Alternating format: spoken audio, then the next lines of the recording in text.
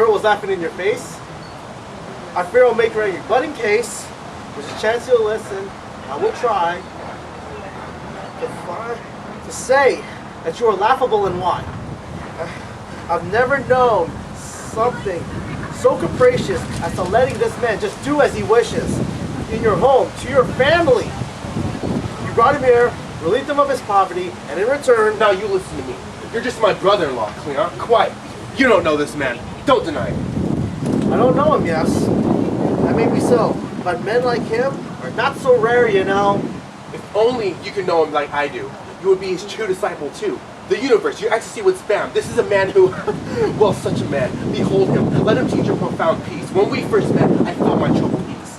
Yes, I was changed after I talked with him. I saw my wants and needs as just a whim. Everything that's written, all that stung. The world, if you and me, it's all done. Yes, it's crap, and it isn't a wonder. The real world, it's just some spell we're under. He's taught me to love nothing and no one. Mother, father, wife, daughter, son. They could die right now. I feel no pain. You've developed feelings. How humane! You just don't see him the way I do. But if you did, you feel what I feel too. Every day he came to church and knelt, and from his groans I knew just what he felt. Those sounds he made from deep inside his soul were fed by pity he could not control. Of the congregation, who could ignore the weary he humbly bowed and kissed the floor? And when they tried to turn away their eyes, his fervent prayers to heaven in deep sighs made them witness his deep spiritual pain. Then something happened I can't quite explain. I rose to leave. He quickly went before to give me holy water at the door. He knew what I needed, so he blessed me. I found his acolyte. He so impressed me to ask who he was, and there I learned about his poverty and how he spurned the riches of this world. And when I tried to give him gifts in modesty, he cried, "That is too much," he'd say. "A half would do." Then gave a portion back with much ado. I am not worthy, I do not deserve your gifts of pity. I am here to serve the will of heaven, that and nothing more, that takes the gift and shares it with the poor. So heaven spoke to me inside my head, just bring him home with me without consent. And so I did ever since he came. My home's the happy one, I also claim. A moral home, a house that's free of sin, charges from what she won't let any in. His interest is in my wife, is reassuring. She's innocent, of course, but so alluring. He tells me whom she sees and what she does. He's more jealous than I ever was. It's for my honor that he's so concerned, his righteous anger all for me I've learned. To the point that just the other day, he fleed on him as he tried to pray. Then he rebuked himself as he bullied the extinction of anger when he killed him. Morgan, listen. You're out of your mind.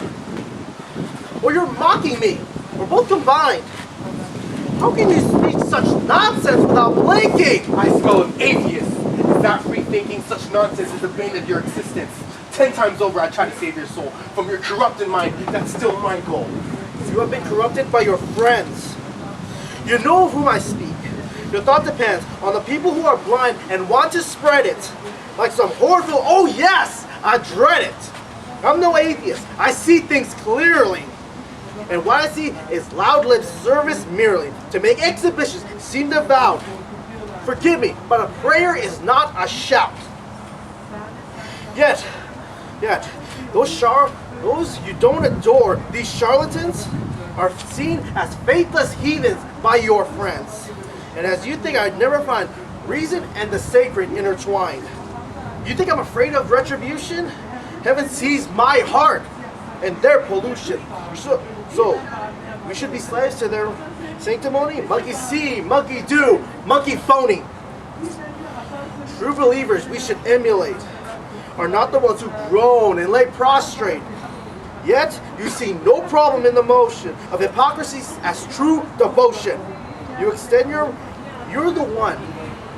See, the genuine and the spirits. You extend this to your money? I'm just curious. In your business dealings, I submit. You not confuse the gold with counterfeit.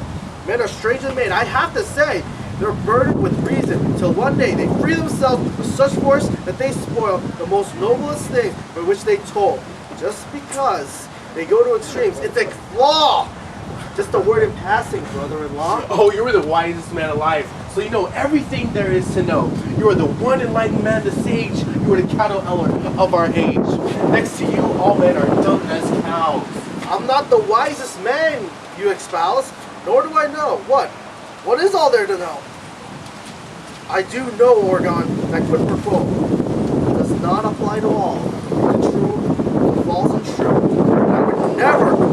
person who can't tell them apart. See, I revere everyone who worship is sincere. Nothing is more noble or more beautiful than favor that is holy, not just dutiful. So nothing more odious to me than the display of specious piety which I see in every charlatan who tries to pass for a true holy man. Religious passion, worn as a facade, abuses what is sacred and mocks God. These men take what is sacred and most holy, use it as their trade for money solely. With downcast true believers in their lives who ceaselessly would preach and then demand, give up the world. And then by sleight of hand, end up sitting pretty at the court, a best in lodging and new clothes to sport. If you're their enemy, then heaven hates you. That is their claim when one of them berates you. They say you've sinned. You find yourself removed, and wondering if you'll ever be approved again for anything at all, ever again. When these men are angry, they are the worst. There's no place to hide. You're really cursed. They use what is righteous as their sword to coldly murder in the name of the Lord. But next to these impostors, fake and beliefs, the devotion of the true is a relief. Our century has put us before our eyes glorious example we can prize. Look at Ariston, and look at Piandre, Oreton, Anselma, Polydon, and Cleandre. Now one of them points to his own morality. Instead, they speak of their own mortality. They don't form cabals. They don't form factions. They don't censure other people's actions. They see flagrant pride in such correction and know that humans can achieve perfection. They know of this of themselves, and yet their lives, good faith, good works, all good epitomize. They don't exhibit zeal that is more intense than heaven shows us in its own defense. They never claim a knowledge that is divine, and yet they live in virtue's own design. They concentrate their hatred on the sin, and when the sinner grieves, invite him in. They leave the others to arrogance of speech. Instead, what they can only preach. These men who show us how to live, their lives are the best example I can give. These are my men, the ones whom I would follow. Your men and his lives honestly are hollow. I believe you will praise him quite sincerely. I also think you'll pay for this quite dearly. As a fraud whom you adore. Oh, you stopped talking. Is there any more? No. I'm your servant, sir. No, wait. There is one more thing. No more debate. I want to change the subject, if I might. I heard that you said the other night to Valère. Did he be your son-in-law? I did.